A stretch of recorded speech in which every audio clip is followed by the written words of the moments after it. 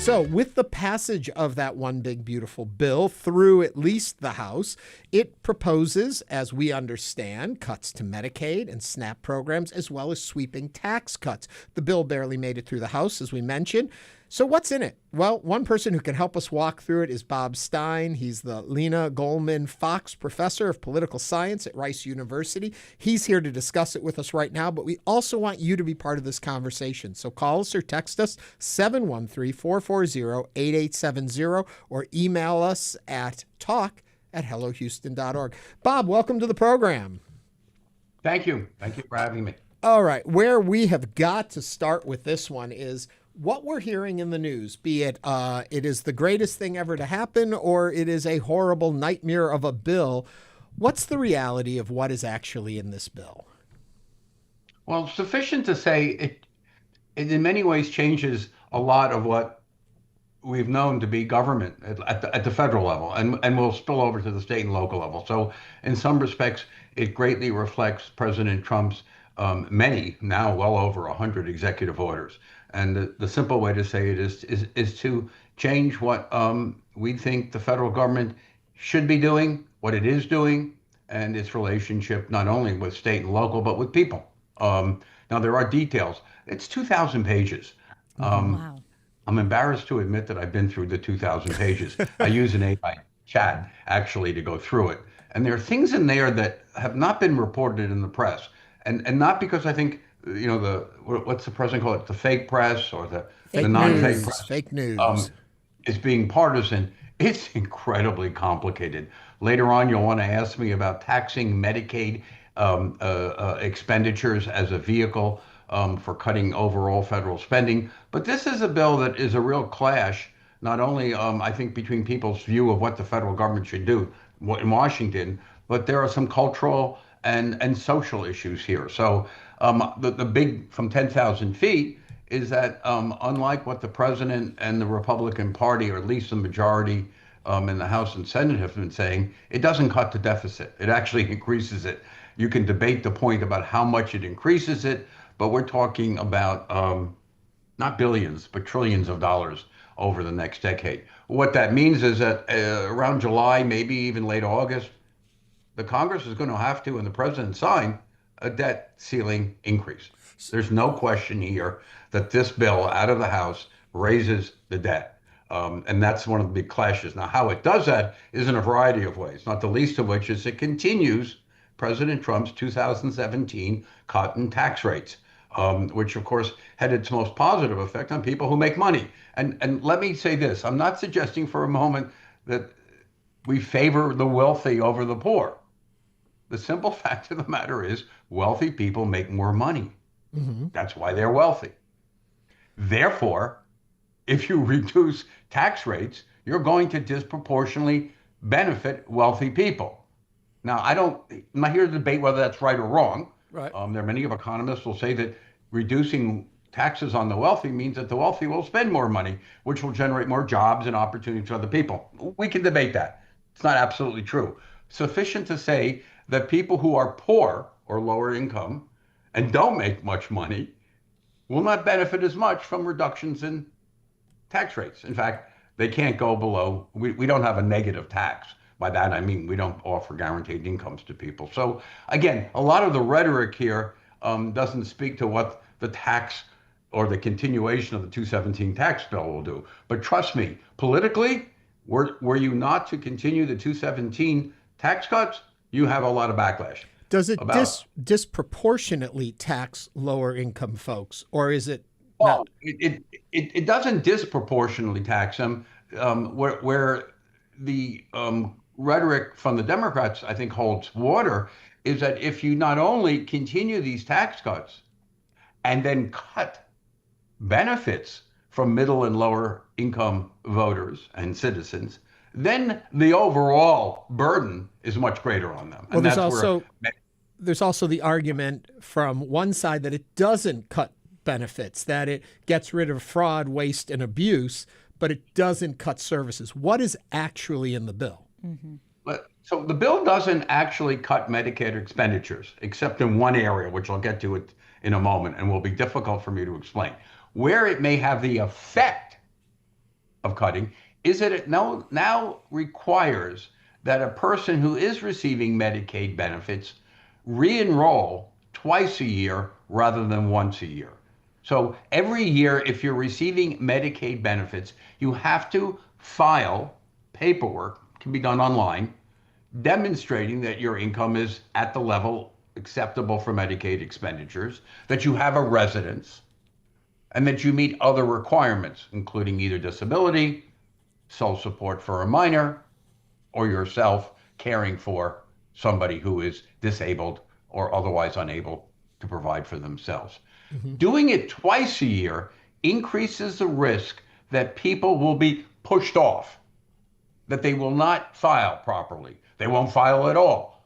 We're talking about people who are in low income categories who also may not have access to the internet, may not have access to their local Social Security department, which of course has been cut back. So they're likely to be qualified, but by adding on this burden of twice a year re-enrollment, you're now increasing the chances that some people who are perfectly legitimate and eligible for federal aid, Medicaid, won't get it. They'll be pushed off. Well, Number two, this burden of getting free money, right? I mean, let's not forget that point of it. I see that having to re-enroll twice might be a pain in the neck, but it's to help you and it's free. So I don't see it as. let me be clear here. It's not money. I want to be very clear, Frank. It is not money. It is your right to go to a doctor and hospital to get medical care. Where does that money go, Frank? Question mark. Where does the money go that a recipient of Medicaid is knocking on the door of a St. Luke's, MD Anderson? It goes into the hands of the hospital, Sure. the doctors, the nurses. That's important because that becomes an incredibly important stakeholder. The people that work at MD Anderson, the men and women that provide you health care, are not themselves probably low-income Medicaid eligible. So we got to understand how the system works. Frank Billingsley has a bad staph infection. He goes to St. Luke's. He's Medicaid eligible. Medicaid pays not Frank, not even a penny. He just is eligible to get medical care from the hospital. The hospital actually files all the paperwork for him. Frank is right to say, is it really burdensome to ask somebody to prove that they're eligible every 6 months versus every year? I'll let others decide that. All I'm saying is that when you're dealing with the poor, who are the people who are eligible for Medicaid, elderly particularly, they're more likely to still be qualified, but as we point out, may not remember, may not have the paperwork, and may fail to reapply. But to Ernie's point, is it a matter of making sure that the people that are applying are taking the time to do it, and the people that need help are getting the help they need, as opposed to it is trying to get rid of some of the waste and abuse and the fraud involved? Or is it maybe it's a mix of both? Let me say this. The Dodge people, which is Elon Musk group, have yet to report any significant element of user fraud. Now, let me be clear here. There's no question there's probably fraud in the Medicaid system, but it's not on the part of the people who are the users. Okay, so income. the double signing up wouldn't solve that problem. No, Right. no. The problem there are, how can I say, questionable doctors, questionable hospitals, questionable sellers or purveyors of appliances such as wheelchairs, oxygen equipment. They're the people who are, when Frank comes in, instead of putting Frank in for one visit, these are doctors and hospitals and medical suppliers who, how can I say, fraudulently apply for more than one visit. But the question is, would there be significant fraud detection with a 6-month versus a 12-month? And the research that's been done on that would suggest no, that the people who are most needy, that is to say sickest, least capable of providing for themselves, poorest, are most likely to fall through the cracks on this one. Again, if you think that a 6 month is not an unreasonable demand, then you put it in. but the evidence is at this point that requiring a every 6 month or twice a year enrollment doesn't catch any fraud, and more than likely will knock off other people. The other one, I'm going to jump in real quick here and just remind folks we're speaking to Bob Stein. We're talking about the one big beautiful bill, which is the Trump proposal to save money and to balance our budget, but actually, as we already established, will increase it. We're curious what you think. Give us a call. Questions you may have for Bob, give us a call, 713-440-8870. I want to follow up just quickly on what you were talking about with Frank and his staph infection. What happens in the real world? So somebody doesn't get on Medicare, or Medicaid. They still get that infection. They still go to a hospital. What happens? well, if it's a federally supported hospital, which that is to say they receive any federal funds, either in their construction, to the doctors, to the equipment they buy, they are required by law to provide medical assistance. They then recoup those costs as best they can.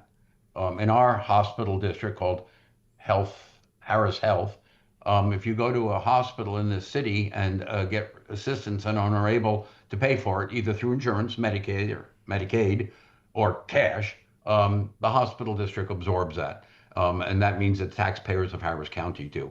And if you look at the 254 counties in the state, the 3,000 in the country, all of them have hospitals. All of them are dependent on Medicaid, Medicare, that's for the elderly, which I just signed up for. Me too. Me too. Oh yeah, I at 75 I finally qualified.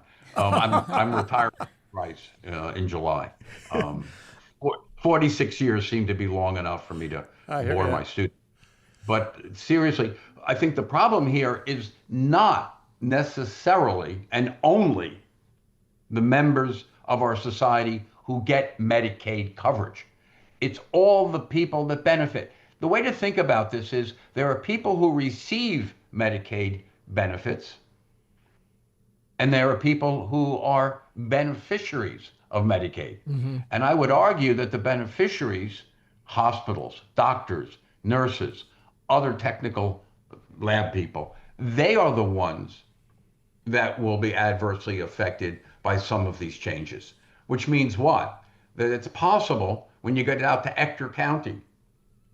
You know where Ector County is? Anybody want to tell me? It's far out there, 200 miles west of Boston. I go out biking there a lot. They got one hospital. How do I know that one hospital? Well, I've been biking with friends for years out there, and I had a friend that had a bad crash, and we took him to the hospital. And of course, the first thing that the intake people asked was, do you have insurance? Do you have Medicare? Do you have Medicaid? My colleague, my friend, teaches at Rice, had insurance. But I queried the administrator. I said, well, if they don't have one of those three and they don't have a big checkbook, how do they pay for this? And he said, we do.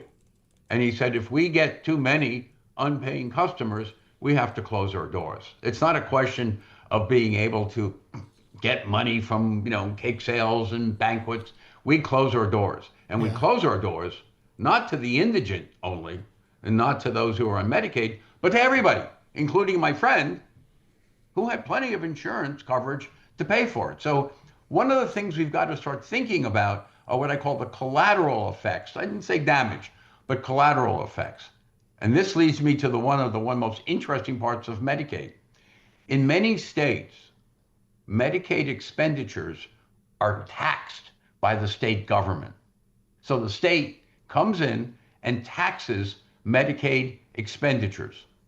And they tax the hospital. They say, St. Luke's, you got $10,000 of Medicaid. We're going to tax that at 10%. Now here's the tricky part. The state turns around and gives that money right back to the hospital. You with me so far? Yeah. It's complicated. It then looks like the state actually spent more money to support Medicaid and therefore can apply to the federal government and say, hey, we're helping out Medicaid. We taxed them and then we gave them the money back. I think we know what that looks like. It's a Ponzi scheme, right? It's a sleight of hand. It looks like the state is spending more money and therefore eligible for reimbursements or matching. The more the states spend on Medicaid, the more the states get back from the feds. If the state of Texas were to make eligible eye examinations and maybe hearing inspections, they would get more money back from the feds. But this is a trick. About 20 states have been doing it, some blue, some red.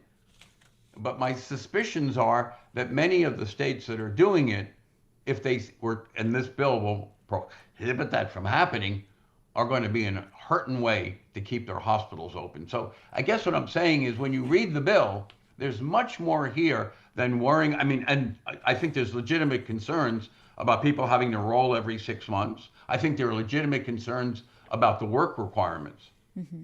But I'm going to argue that they may pale in comparison to the effects it'll have on healthcare in our communities if hospitals have to close or curtail their staff and have to curtail their equipment and their testing and their scope of service. Now, Professor Stein, we do have a question from YouTube that says, please ask Bob Stein what the effect of the Medicaid changes will be on rural hospitals. You kind of touched on it a little bit. Yeah. I use Ector as my quintessential example. Everything I have read from the nonpartisan Congressional Budget Office, which is made up of House Republicans and Democrats, would suggest that the smaller the area, the poorer the area, county is what we're talking about, the bigger the impact here. And it has to do with scales of economy. There are no efficiency. It's not like a bus, right? If a bus can seat 100 people and you get 100 people on that bus, you can operate it at a pretty high level of profit until, of course, the bus breaks down. But you build in that kind of maintenance. Hospitals are not like that. Getting doctors to come to hospitals to work, they want to have what? Staff, laboratories, MRIs, CAT scans, equipment, all of which is extremely expensive. If these rural hospitals don't get it, then you have to go to another hospital. Let's pull back into the bill here. We're talking with Bob Stein right now. We're taking your questions and comments at 713-440-8870. Robert's on the line from Northwest Houston. Robert, what's on your mind? My question about the bill, what is it doing about the cost of higher education?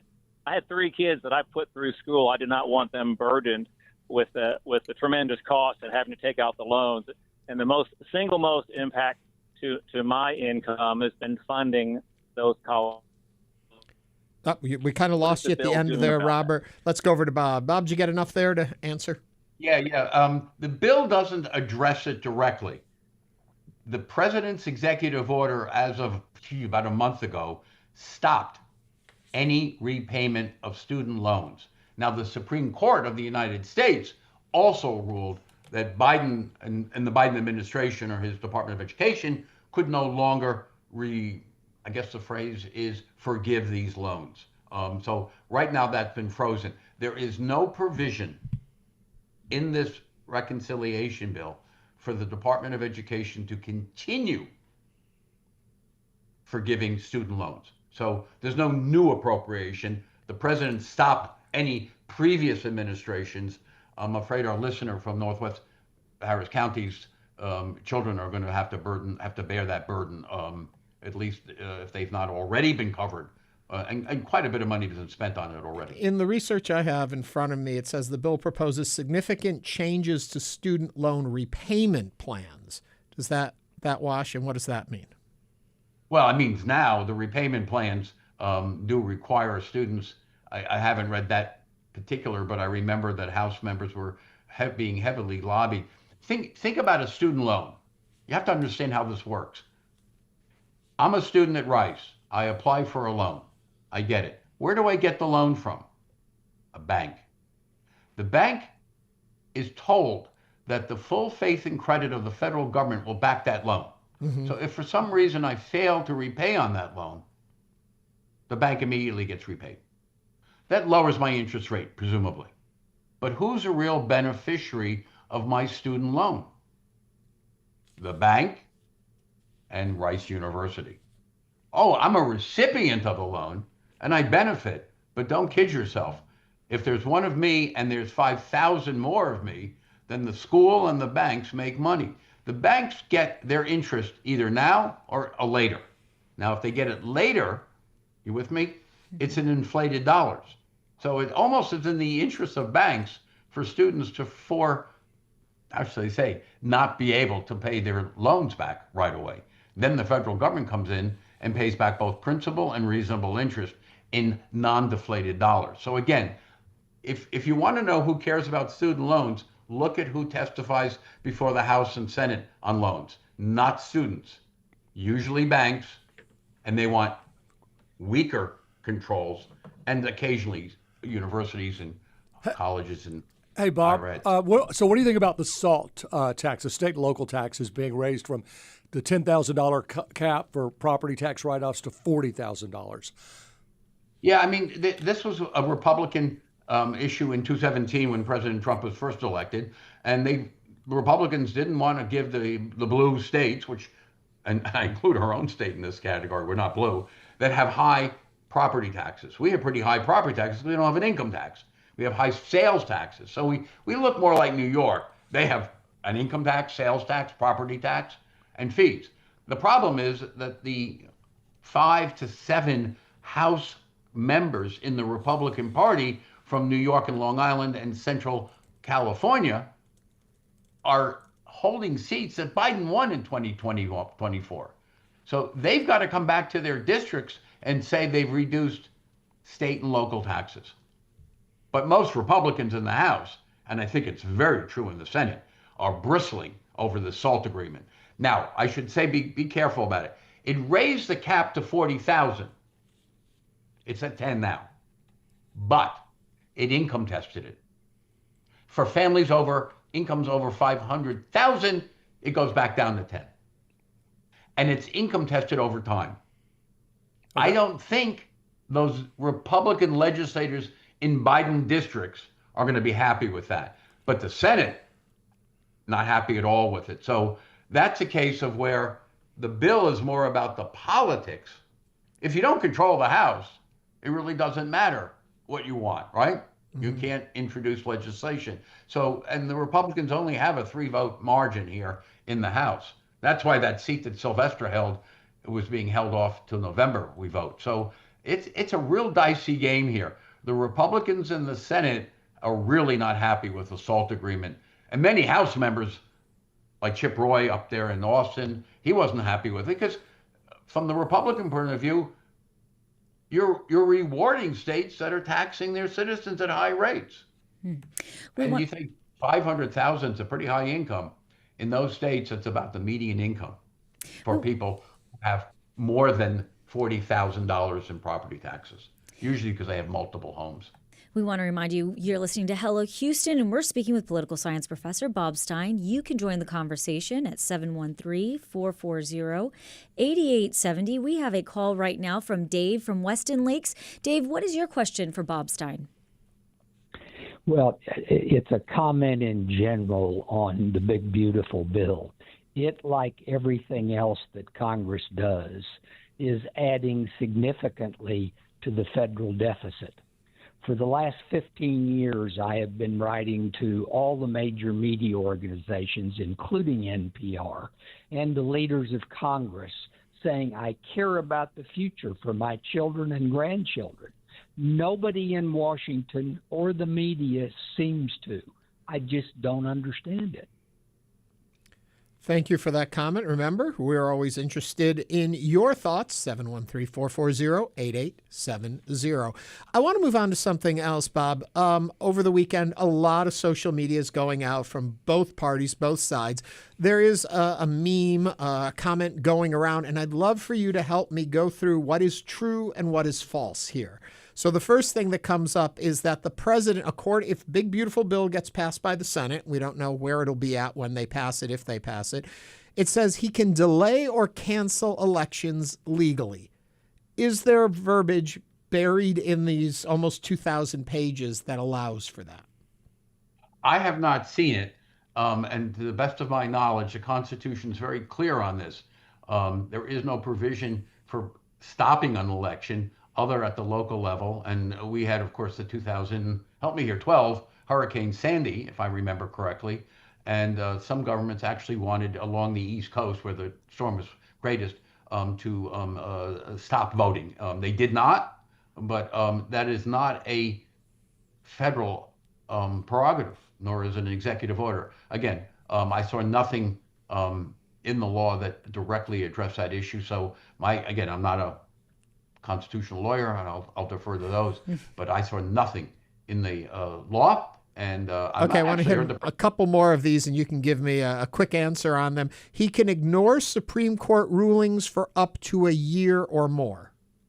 Not to my knowledge, Not no. that you saw. He can fire government workers. What?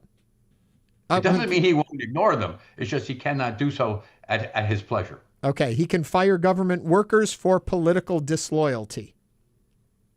He can remove federal employees. His motive and justification can in fact be failure to comply with the goals of his administration. You can interpret that as you will. I don't think he'll ever say that they were not loyal to the Republican Party platform. He'll simply say, and he has said in executive orders, he's removed people from some of the oversight committees, SEC, and he said they simply are not complying with the goals of this administration. Okay, and I'm just going through this as these are things supposedly buried deep within the one big beautiful bill, that protesters can be tracked down and criminalized. I found no language in that uses that phrase. Clearly, there are things in the bill that give the Homeland Security and the national government authority to do that. And executive orders, a recent fight with Harvard, but I find nothing in the law that does that. And I guess the final line from this that I'll take is that the bill doesn't break the law, it rewrites the law so Trump never has to break it again. That's an interpretation that I would not necessarily be sympathetic to, but I could easily see beauty in the eye of the beholder, that someone would see that, yes. But I see nothing in the law that gives that language credibility. Professor Stein, we received a text that says, "Hi, this is Steve Kellogg. Congratulations on your imminent retirement. What process does the big, beautiful bill have to go through to become law? What is the timeline, and how is it likely to change through the Senate?" Well, if you all know the cartoon, I'm a bill on Capitol Hill, a bill of this one. And I did still use that in my classes, but it has to originate in the House because it's a bill dealing with spending and taxation. The bill, as we saw, came out with, I think, a 3-vote majority, was it? No, 1-vote majority. One vote. One vote. Frank's right. And now it goes to the Senate, and it goes through the same committee process. When the Senate's all done, they have a bill. If the bill is not identical to the House, and when I use the word identical, I mean identical. I's and T's have to be crossed. There are people who sit there and look at that bill and make certain that every section of every part of the bill is the same. If it's not, it goes back to the House. The House can make changes. If the House cannot make changes that are identical to the Senate, both bodies, the Speaker of the House, Mr. Johnson, and the Mr. Thune, who is the ranking Republican in the Senate, form committees in their respective bodies, and they're called conference committee.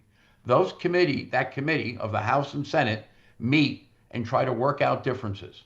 They work those differences out until the last day of Congress. Failure to do so means there is no budget. There is no reconciliation bill. However, should they work out their differences, then the conference committee report must go back to both bodies, House and Senate, and win approval. Simple majority vote. If such a bill passes both the House and Senate, it goes to the president for signature. He has 3 options, as we all know, hopefully. He can sign it, he can veto it, and he can put it in his pocket. If it's close to the end of Congress, we call it a pocket veto, and the bill fails. Right. So what's your take on how many senators will support this? I mean, what do you think is going to happen to this in the Senate? It gets more complicated. This bill can only pass under what we call a special rule. And that special rule does not allow the Democrats to filibuster. It allows in the Senate, not in the House, in the Senate, a simple majority. But there's something called the Byrd Rule, named from former Senator Harry Byrd from West Virginia. The Byrd Rule says you can do this reconciliation bill with a simple majority and no filibuster, but every aspect of the bill must be pertinent to spending. There are parts of the bill, Frank, excuse me, you were touching on this, Jack, when you talked about these MEMS, one of which puts limit on AI, restricts the federal courts from overturning executive orders. That, by anyone's measure, violates the Byrd Rule. Doesn't deal with spending, doesn't deal with revenues. However, the arbiter of that, like in a baseball game umpire or basketball game referee, is the parliamentarian. And the Senate, through its majority rules, simple majorities, can overturn that rule. So we don't even know whether parts of this bill meet the Byrd Rule.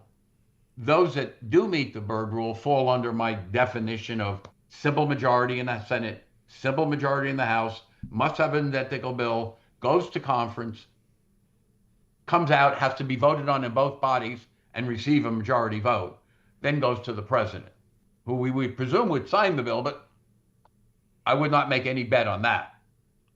All of this has to be done by when?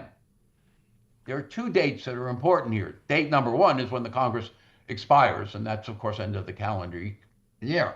But the other date, because in this bill is a provision to raise the debt ceiling. Mm-hmm. And that has to be done before we default on our loans. And those are the bonds that China has, Japan holds, stockholders like me. And that we don't know. We don't know when that date is, but we think it's sometime late summer, maybe late July, early August. So my sense is this bill's got a ticking time bomb. And in a one-word answer, do you think it will pass? Yes or no? Oh, yeah. A bill will pass. Okay, we are talking with Bob Stein from Rice. Our number here, 713-440-8870. Oliver from the Galleria is on the line. Oliver, what's on your mind? Yeah, I mean, it's funny enough. I think the question just kind of got answered, but do you think the Medicaid cuts will kind of hinder the bill from passing or something like that? Thank you, Oliver. I don't think the Senate will go for some of the provisions in the Medicaid. And I want to be clear here, I don't think there are cuts to Medicaid expenditures. There are changes in the rules that may lead to lower levels of expenditures on Medicaid, which is the problem. We just don't know how much we're going to be spending. When Frank supports maybe a 6-month checkout, he may be right. It may not have any impact, or it may have some impact, but we don't know, which means we can't gauge what the deficit's going to look like. This isn't like saying Frank decided not to take the family on a vacation and he saved $1,500. Boom. That's $1,500 he can put into his kid's education. What Frank says is, well, we're going to go on vacation, but if John shows up, my oldest son, it might cost more. But if he does show up, it might cost less. Well, Frank can't go on vacation anywhere. He's got that infection. He can't get treated That's right, at that's the staph hospital. infection. Yeah. So, Don't take a vacation. while we're talking about Medicaid, what about SNAP benefits? Those seem to be threatened also, or at least changed. And truth in advertising here, I don't want people to think that I am biased, but my oldest daughter is at Office of Management and Budget and in charge of the SNAP program. And oversees the changes. So my knowledge here is a little bit more detailed. What they're doing, again, is eligibility requirements, and they are cutting spending on this one. This one is a real hard cut. Again, think about the people that benefit and receive benefits from the SNAP program. Of course, low-income people who get food pantries, just the one right near my house. But where does this food come from? Farmers. From farmers. Mm-hmm. And farmers count on the government buying their food at a price that is prearranged and guaranteed. Barring weather and bad crop failures, farmers look at the SNAP program as a guaranteed income. People who eat the food look at it as a supplement, if not a primary source of. So again, the constituencies are affected, but this will be a big cut. It's an expensive program. I've not heard Mr. The Doge people or even the president making any charges about SNAP programs. But Mr. Volker, who is the author of the 2025 Heritage Report that's driving a lot of this, he's OMB director. This will be a big cut. And in our community, it is already having an effect on the stocks. Because remember, food's perishable, right? Mm-hmm. When you cut, it's not like, oh, I made a mistake. Let's get some more food on the shelves. Farmers don't grow, produce doesn't get delivered, or it spoils. The same condition of the AID program, Agency for International Development, only, I would have thought Trump would have moved some of that money to domestic food support, but the SNAP program is going to get a hit in this bill. The magnitude of it will vary on each community, but it's not trivial. We had a text that came in that noted section 7302, Rules Committee point 119-3. I tell you all that because that may mean something to you. Would in essence allow the executive branch to ignore contempt orders. Thus, this, I would believe, allows Trump or any other leader to do what he or she wishes without consequence. Please discuss this dangerous provision. There are two other provisions in that right near it. One is to limit the use of AI in police enforcement, which would be a bit like facial recognition. But this particular one, which allows the president to ignore contempt orders on his executive orders, might not meet the Byrd Rule. It has nothing to do with the spending and revenue raising of the federal. So the Senate side, the House side can do this. They're under no prohibition in what they want to put in the reconciliation bill. But the Senate can't vote out a bill that ignores this aspect of the Byrd Rule. So am I again, off base? When I hear you saying this, the first thing that pops to my mind is, who's following these rules anyway anymore? If there is this Byrd Rule, are they going to abide by it? We have seen a lot of things shift. I think there's a fair argument that they're not going to. Well, I don't know. I would put that at a 50-50.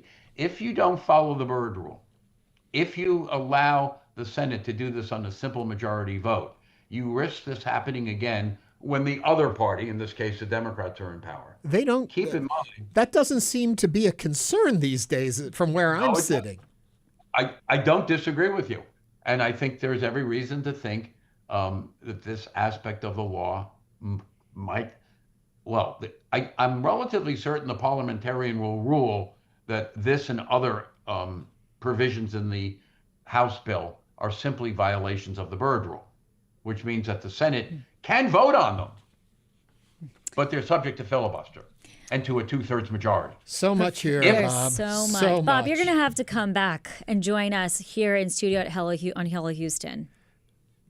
Thank you for coming today and talking with us about this. And it does have a long road ahead, so we'll have more to talk about. Thank you, Bob.